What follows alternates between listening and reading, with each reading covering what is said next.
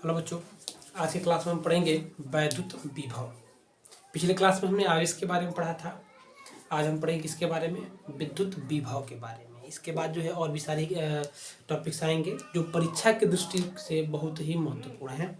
ठीक है, हम जानेंगे पहले विद्युत विभव के बारे में। देखिए, तो यह विद्युत विभव क्या होता है? यह आवेश पर ही डिपेंडेंट होता है। जब आवेश गतिशील होते हैं तो आवेश, जैसे कोई चालक तार है तो उस चालक तार में जब तक आवेश प्रवाहित नहीं होंगे तब तक उस चालक तार का विभव कुछ उत्पन्न नहीं होगा। ठीक है, तो वैद्युत विभव क्या कहलाता है? विभव और विभवांतर दो टॉपिक इसके अंतर्गत आएंगे। दोनों एक ही जैसे हैं, थोड़े से का क्या है, अंतर है।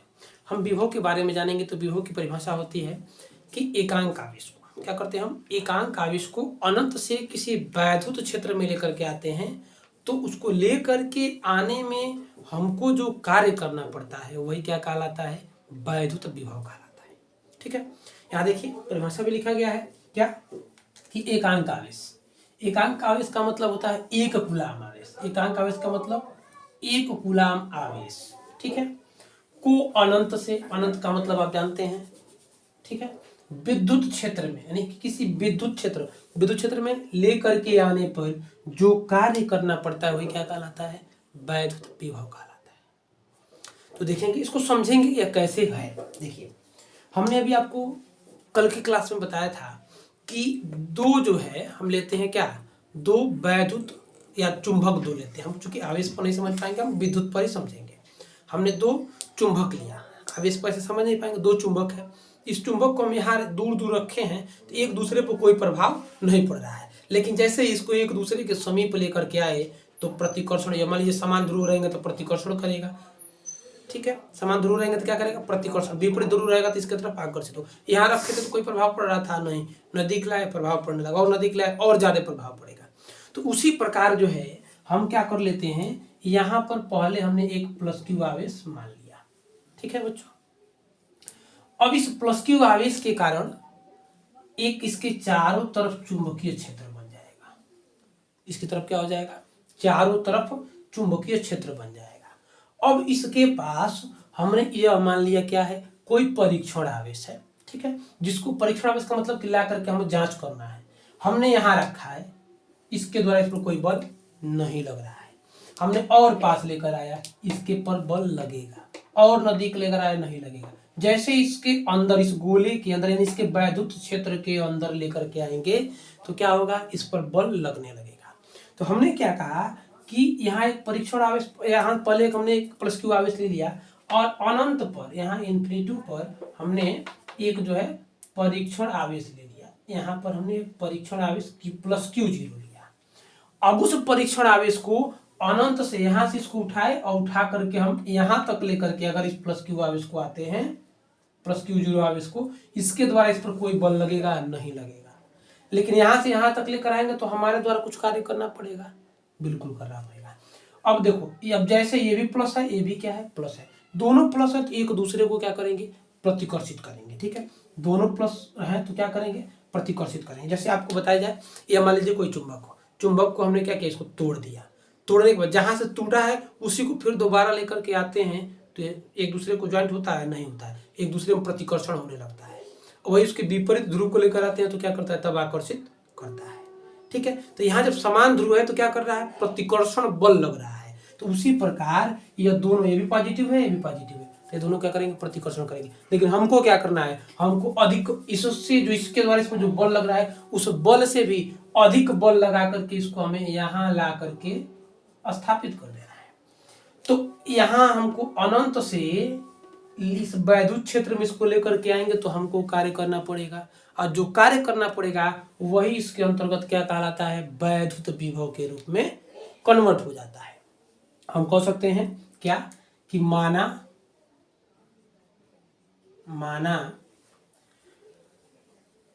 अनंत से प्लस क्यू जीरो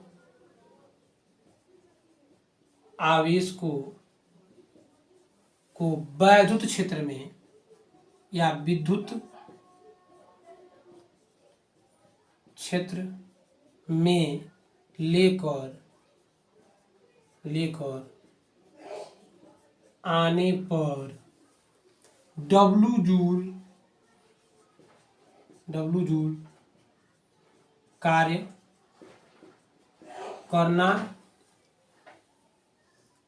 करना पड़ा।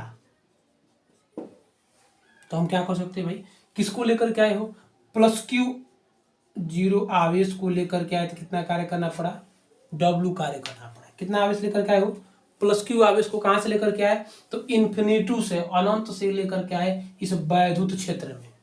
ठीक है, वैद्युत क्षेत्र में कितना कार्य करना पड़ा, डब्लू जूल। एक क्यू जीरो कूलाम, हम इसको ऐसे लिख सकते हैं कि क्यू जीरो कूलाम आवेश को प्लस क्यू जीरो कूलाम आवेश को लेकर आने में, प्लस क्यू जीरो कूलाम आवेश को लेकर आए तो कितना कार्य हो, डब्लू जूल कार्य, डब्लू जूल कार्य हमको करना पड़ा। तो हमारा परिभाषा क्या कहता है, परिभाषा कहता है एकांक आवेश को। एकांक आवेश का मतलब क्या होता है, एक कूलाम आवेश। तो एक कूलाम आवेश मतलब हम कह सकते हैं एक कूलाम आवेश को लेकर आने में कितना कार्य करना पड़ेगा। अब इस क्यू जीरो से लेकर उसमें क्या कर देंगे, भाग कर देंगे। तो डब्लू अपान प्लस क्यू जीरो, या डब्लू जूल, अब बट ये हो जाएगा क्या हमारा, कूलाम। मतलब हम कह सकते हैं कि यही जो एकांक आवेश है, देखिए यहाँ परिभाषा में आपको बताया गया, एकांक आवेश को अनंत से किसी वैद्युत क्षेत्र में लेकर आते हैं और जो कार्य करना पड़ता है वही क्या कहलाता है, वैद्युत विभव कहलाता है। अर्थात हमारा जो है यही एक कूलाम आवेश पर जो कार्य करना पड़ेगा वह विभव के रूप में कन्वर्ट हो जाएगा। वह विभव भी इक्वल टू क्या हो जाएगा, डब्लू अपान क्यू जीरो, या डब्लू को जूल बटे कूलाम। ठीक है, या इसी को हम कहते हैं भी equal to W upon Q zero volt. Joule प्रति कूलाम को छोटा और छोटा बनाने के लिए हम क्या कर देते हैं, इसको वोल्ट से प्रदर्शित कर देते हैं। ठीक है, फिर एक बार पुनः समझेंगे आसानी से कि वैद्युत विभव का मतलब क्या होता है कि अनंत से एकांक आवेश को, देखिए एकांक आवेश को अनंत से किसी वैद्युत क्षेत्र में लेकर के आने पर जो कार्य हमारे द्वारा, जो कार्य यानी बाह्यकर्ता के द्वारा, भाई अपने आप तो आएगा नहीं, कोई ना कोई बाह्यकर्ता कार्य करेगा। तो बाह्यकर्ता द्वारा एकांक आवेश को अनंत से वैद्युत क्षेत्र में लेकर के आने में जो कार्य करना पड़ता है वो क्या कहलाता है, वैद्युत विभव कहलाता है। यहाँ इस फिगर के माध्यम से हम समझाने का प्रयास किए हैं कि हम क्या है, यह पहले से वैद्युत क्षेत्र अपने आप उत्पन्न नहीं होगा। वैद्युत क्षेत्र किससे उत्पन्न होगा, आवेश से उत्पन्न होगा। तो आवेश रख दिया, आवेश के चारों तरफ वैद्युत क्षेत्र बन गया। अब हमने क्या किया कि यहाँ मान लिया कि अनंत है और अनंत से इस प्लस क्यू आवेश को या प्लस क्यू जीरो आवेश को हम लेकर के आ रहे हैं। यहाँ तक तो बड़ी आसानी से आ जाएगा हमारा प्लस क्यू जीरो आवेश, यहाँ तक आसानी से आ जाएगा। लेकिन जैसे ही अब इसको इसके अंदर लेकर आएंगे तो इस प्लस क्यू आवेश के द्वारा इस पर एक अलग से फोर्स लगेगा, बल। कौन सा बल, प्रतिकर्षण बल। क्यों प्रतिकर्षण बल, समान आवेशों में प्रतिकर्षण बल लगता है, विपरीत आवेशों में आकर्षण का बल लगता है। तो ये दोनों समान आवेश है, तो दोनों समान आवेश है तो ये प्रतिकर्षित करेगा, इसको ढकेलेगा बाहर की तरफ, बाहर की तरफ ढकेलेगा तो उसको अंदर आने नहीं देगा। तो जो बाह्य करता है तो इसके द्वारा इस पर लगाए गए बल से अधिक बल लगाएगा, अधिक बल लगाएगा तो इसको इसके वैद्युत क्षेत्र के अंतर्गत ला देगा और ला करके इसको क्या करेंगे हम यहाँ स्थापित कर दिए। तो यहाँ अनंत से यहाँ तक लेकर के आने में जो कार्य करना पड़ा वो क्या कार्य करना पड़ा हो, डब्लू जूल कार्य करना पड़ा। देखिए यहाँ आपको बताया गया है कि अनंत से लेकर के आए हैं तो प्लस क्यू जीरो आवेश को कितना कार्य करना पड़ा, डब्लू जूल।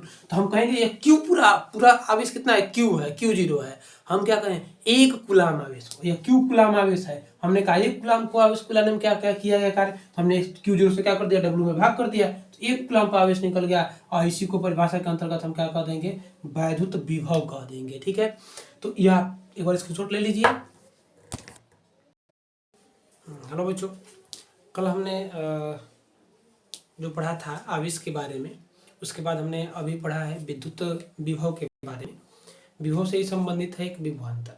विभवांतर में क्या होता है, विभव और विभवांतर दोनों एक ही राशियां हैं, बस अंतर क्या है कि विभव में क्या होता है कि आवेश को हम अनंत से लेकर के आते हैं और विभवांतर में कुछ नहीं, किसी वैद्युत क्षेत्र में या किसी परिपथ में ही हम एक बिंदु से दूसरे बिंदु तक यदि एकांक आवेश को लेकर के जाते हैं तो हमारे द्वारा जो कार्य किया जाता है वो क्या कहलाता है, वैद्युत विभवांतर या केवल विभवांतर कहलाता है। इसको भी हम भी से ही प्रदर्शित करते हैं। जैसे देखिए एक चित्र में हम समझाए हैं, इस प्लस क्यू आवेश के कारण मान लीजिए कि कोई इस प्लस क्यू आवेश के कारण यहाँ वैद्युत क्षेत्र उत्पन्न है, ठीक है। अब यहाँ पर हमने एक प्लस क्यू आवेश ले लिया, प्लस क्यू जीरो आवेश। इस आवेश को बिंदु ए से बिंदु बी तक लेकर के आए। कहाँ लेकर आए, बिंदु ए से बिंदु बी तक लेकर के आए। तो इस वैद्युत क्षेत्र में देखिए किसी परिपथ में दो बिंदुओं के बीच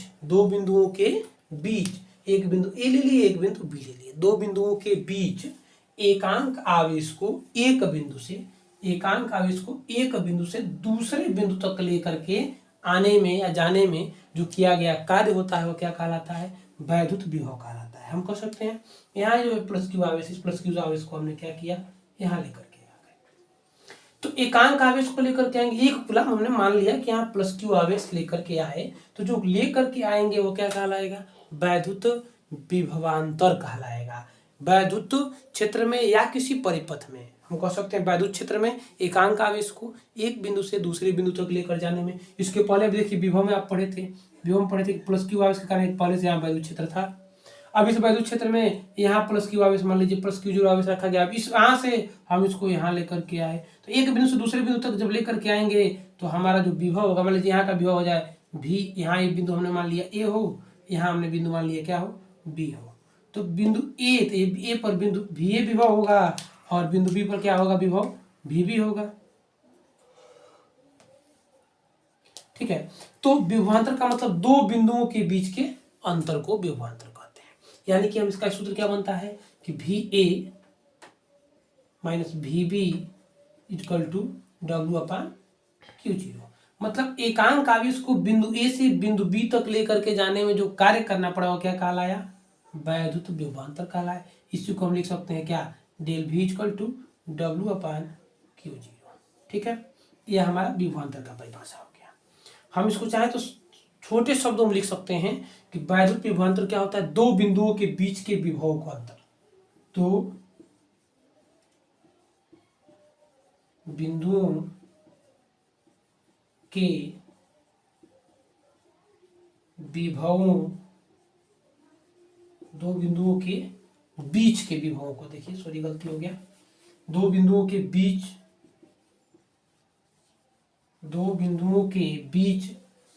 के विभवों के अंतर को विभवांतर कहते हैं। क्या कहते हैं, विभवांतर कहते हैं। इसका भी मात्रक क्या होगा, वोल्ट ही होगा। इसका भी जो मात्रक होगा क्या होगा, वोल्ट ही होगा। इसका भी प्रतीक क्या होगा, भी ही होगा। देखिए यहाँ से हमने समझा कि दो बिंदुओं के बीच के विभव को, भी ए माइनस भी बी, यानी कि यहाँ इसका विभव कुछ पहले से होगा भी ए, इसको हमने भी मान लिया, यहाँ लेकर आए तो इसका विभव हो गया भी ए। तो अब विभवांतर कितना होगा, यानी विभव में अंतर का मतलब पहले से प्रारंभिक में से अंतिम को घटाए। सॉरी, विभवांतर में क्या होता है, अंतिम माइनस प्रारंभिक होता है। तो भी ए अंतिम स्थिति है, प्रारंभिक स्थिति, तो पहले में से दूसरे को घटा दिए, विभवांतर हमारा आ गया। कोई क्वेश्चन पूछ देगा कि जो है कोई किसी वैद्युत परिपथ में बिंदु ए का विभव है 10, बिंदु ए का विभव कितना है 10 और बिंदु बी का विभव है कितना 5, तो विभवांतर कितना होगा, तो हम आसानी से कह सकते हैं 10 में से 5 को घटा देंगे, विभवांतर निकल जाएगा कितना 5। यहाँ 5 नहीं हो 4 हो तो 6 आएगा, 3 होगा तो 7 आएगा। अलग अलग स्थितियों में क्या होगा, हमारा अलग अलग विभवांतर आएगा। विभव क्या होता है, एकांक आवेश को अनंत से लेकर के आने में जो कार्य किया जाता है वो विभव कहलाता है। और वैद्युत क्षेत्र में ही जो है, वैद्युत क्षेत्र में एकांक आवेश को एक बिंदु से दूसरे बिंदु तक लेकर जाते हैं तो क्या कहलाता है, विभवांतर कहलाता है। ठीक है, नो प्रॉब्लम।